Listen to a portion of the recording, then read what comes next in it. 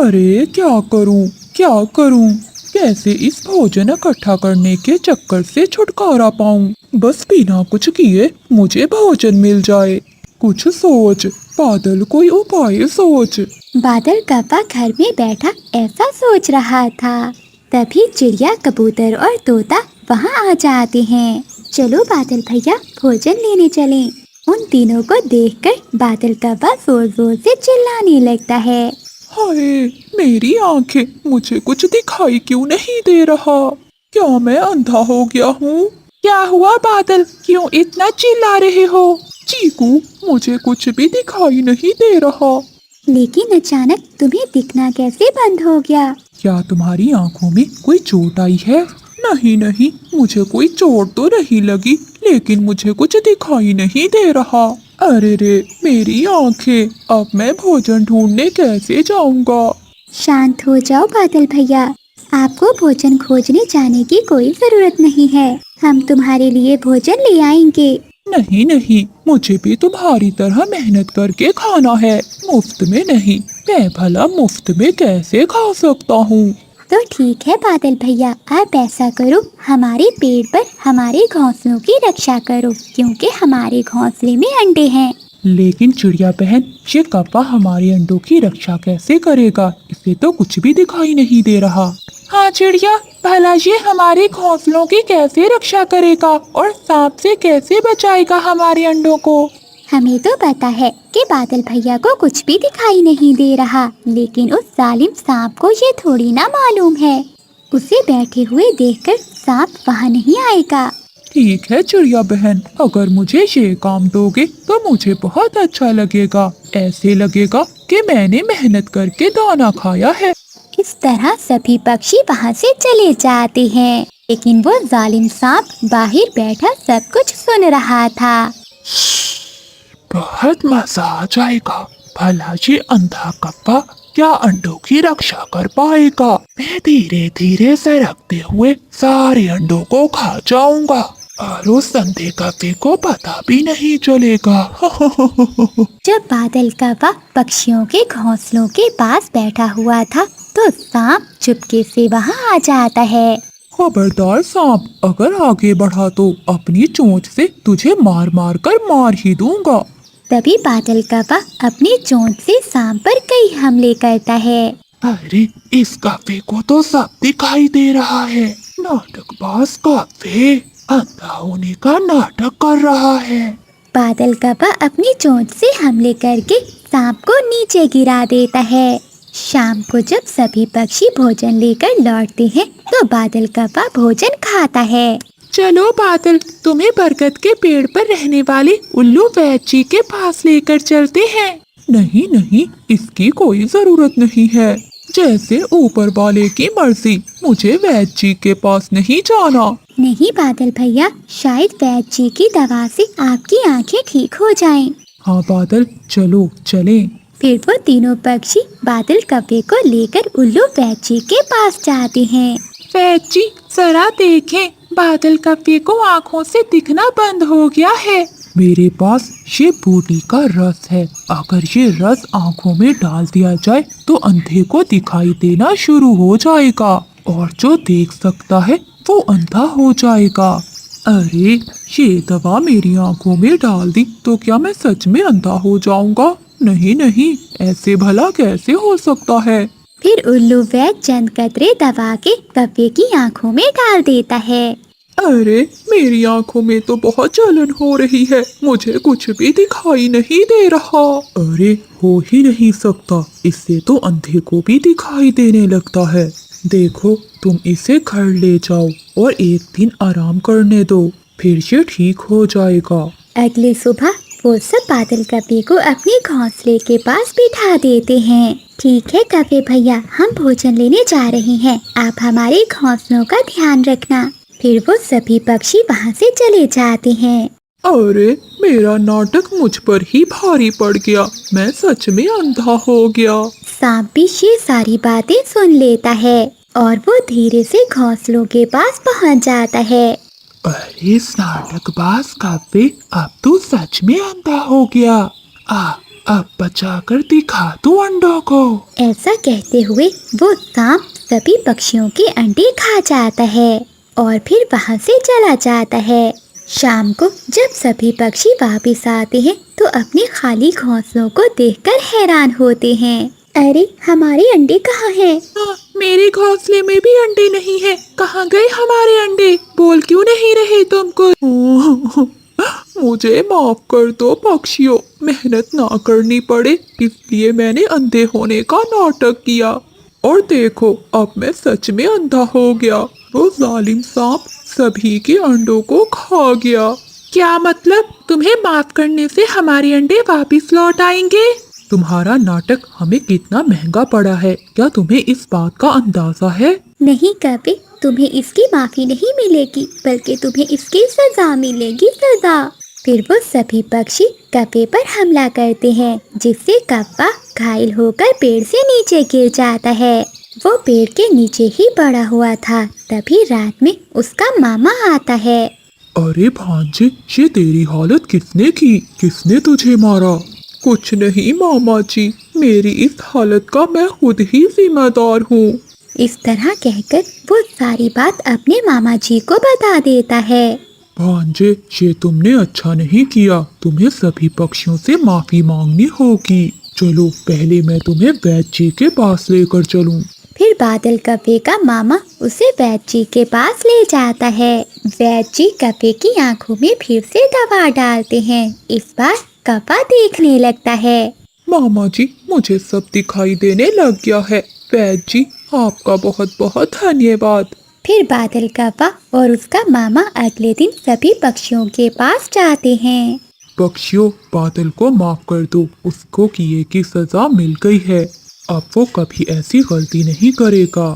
फिर सभी पक्षी कपे पर दया दिखाते हुए उसे माफ कर देते हैं। फिर वो सभी पक्षी मिलकर रहने लगते हैं और उसके बाद बादल कपे ने कभी आलस नहीं किया।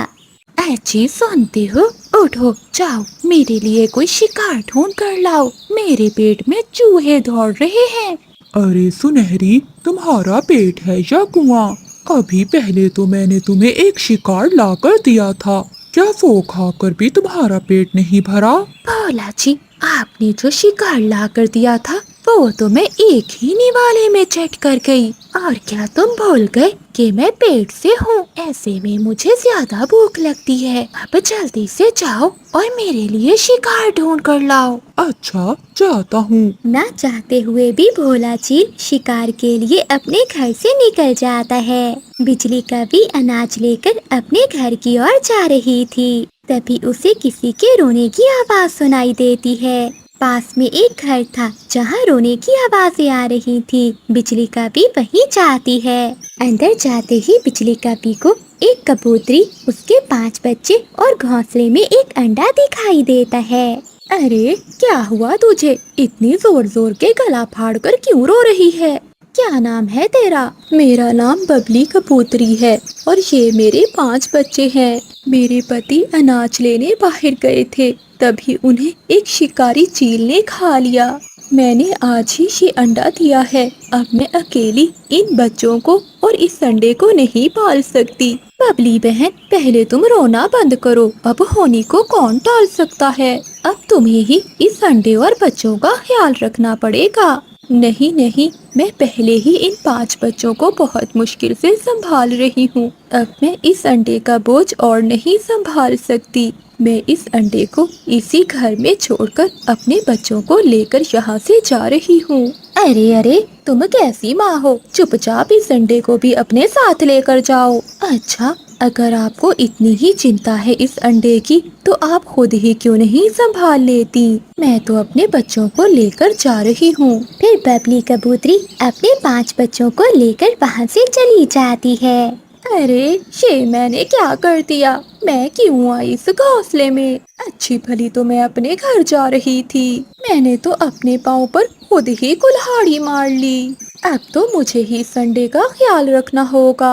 भोला चील शिकार की तलाश में उसी घोंसले के पास से गुजर रहा था। तभी तेज बारिश शुरू हो जाती है। अरे ये बारिश कहाँ से शुरू हो गई? अब मुझे कहीं रुकना होगा।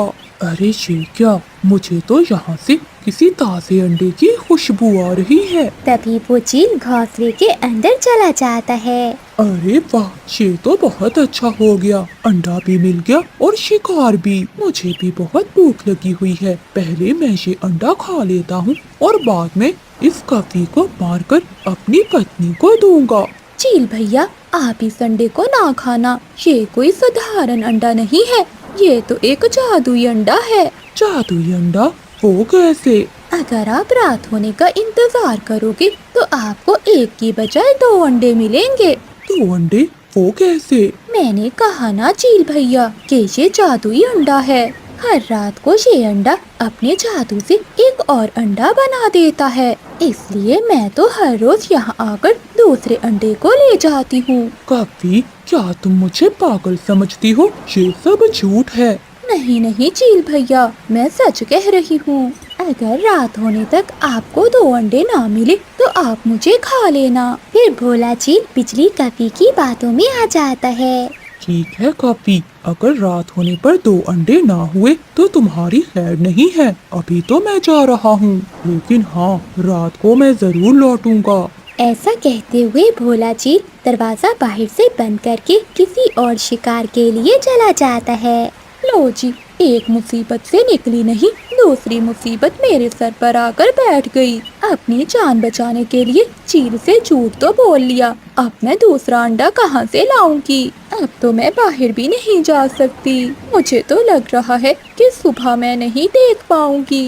हे ऊपर वाले, बचा ले मुझे। बिजली कभी बैठी ऐसे सोच रही थी कि तभी दरवाजा खुलता है और मानो चिड़िया अंदर आती है। अरे बिजली बहन, आप यहाँ कैसे? और ये अंडा किसका है? फिर बिजली कभी सारी बात मानो चिड़िया को बताती है। मेरी छोड़ो मानो, तुम यहाँ क्या करने आई हो? बिजली बहन, मैं अनाज की खोज में बाहर आई थी, तभी अचानक बारिश शुरू हो गई। मेरे पेट पे बहुत दर्द हो रहा था, मैं अंडा देने वाली हूँ। चिड़िया, तुमने यहाँ आकर बहुत बड़ी गलती कर दी। जब तक तुम अंडा दोगी तो वो भोला चील यहाँ आ जाएगा। इस अंडे के साथ साथ वो तुम्हारा अंडा भी ले जाएगा।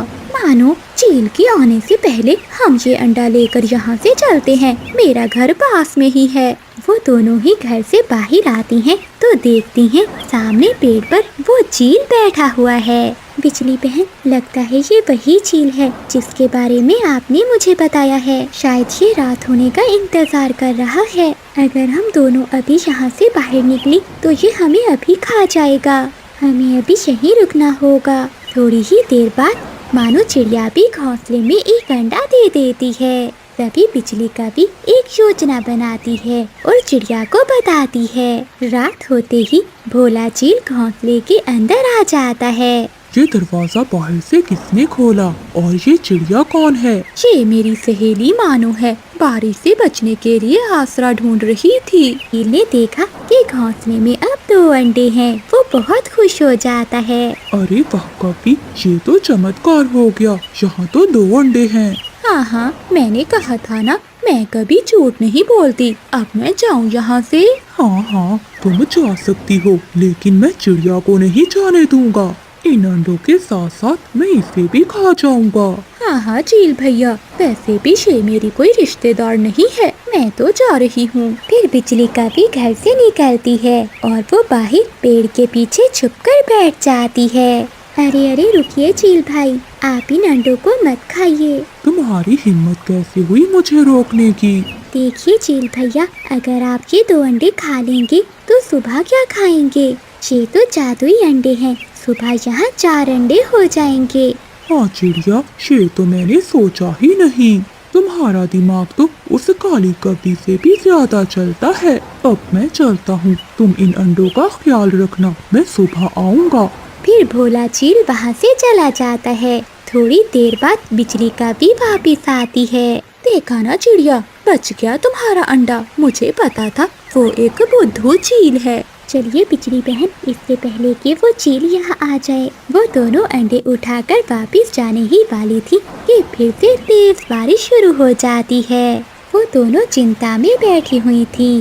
भोला चील की पत्नी सुनहरी चील तेज बारिश में उड़ते उड़ते उस घोंसले के पास आ जाती है। अरे ये क्या हो रहा है? मुझे लगता है मैं अंडे देने वाली हूँ। तभी सुनहरी चील उस घर में चली जाती है। चील को देखकर मानो चिड़िया और बिजली का भी डर जाती हैं। चिड़िया बहन, लगता है हमारा अंतिम समय आ गया है। अरे पक्षियों, डरो नहीं, मैं तुम्हें कुछ नहीं कहने वाली। मैं तो अंडे देने वाली थी, बस इसीलिए यहाँ आ गई। थोड़ी ही देर में सुनहरी चील भी तो अंडे दे देती है। रात गुजर जाती है, अगली सुबह हो जाती है। पक्षियों, मुझे बहुत भूख लगी है, मैं कुछ खा कर आती हूँ। तब तक मेरे अंडों का ध्यान रखना। ऐसा कहते हुए सुनहरी चील वहाँ से चली जाती है। सुनहरी चील के जाने के बाद भूरा चील भी वहाँ आ जाता है। अरे वाह, ये अंडे तो सच में जादुई अंडे हैं और ये वाले अंडे तो पहले वाले अंडों से भी बड़े हैं। रुकिए चील भैया, मेरी बात तो सुनिए। नहीं कवि, अब मैं किसी की बात नहीं सुनूंगा। मुझे बहुत भूख लगी हुई है, पहले मैं इन बड़े अंडों को ही खाऊंगा। ऐसा कहते हुए भोला चील उन बड़े अंडों को खा लेता है। वो खा ही रहा था कि पीछे से सुनहरी चील भी आ जाती है। अरे रुको रुको, ये तुमने क्या कर दिया? बेवकूफ कहीं के। क्या हुआ सुनहरी, तुम यहाँ? मूर्ख, ये हमारे अंडे थे। क्या ये तुम क्या कह रही हो? लगता है इन दोनों पक्षियों ने हमें बेवकूफ बनाया है। मैं अभी इन्हें मजा चखाता हूँ। रुको, पहले मैं तुम्हें मजा चखाती हूँ। ऐसा कहते हुए सुनहरी चील भूरे चील को मारने लगती है। सुबह से जंगल में बारिश हो रही थी। ऐसी तेज बारिश में कप्पा और कवि अपने घर पे बैठे कुछ मुफ्त का खाने का सोच रहे थे। बादल जी, ऐसी तेज बारिश में मेरा तो कुछ स्वादिष्ट खाने को मन कर रहा है। बिजली, मेरा तो खिचड़ी खाने को मन कर रहा है। परंतु बादल जी, घर में ना चावल है, ना दाल और ना ही मिर्ची। बिजली, क्यों ना हम दूसरे पक्षियों के घरों से सारी चीजें मांग लाते हैं और फिर शाम को खिचड़ी बनाकर खाएंगे। बादल, कहाँ है मेरा छाता? मैं पहले चिड़िया के घर से चावल ले आती हूँ। फिर बिजली कवि अपना छाता लेकर चिड़िया के घर जाती है। अरे बिजली, इतनी तेज बारिश में तुम क्या लेने आई हो? चिड़िया बहन, मेरे घर में सब है, दाल भी, मिसाले भी, लेकिन चावल नहीं है। मुझे थोड़े से चावल दे दो, मैं शाम को खिचड़ी बनाऊंगी। तुम चिंता नहीं करो, मैं तुम्हारे घर भी खिचड़ी भेज दूंगी। खिचड़ी, वो भी दाल वाली, मैं जरूर खाऊंगी। ठीक है बिजली, अगर तुम्हारे पास बाकी की चीजें हैं तो चावल मुझसे ले जाओ। एक प्लेट मुझे भी दे देना, मीना खा लेगी। जाते हैं।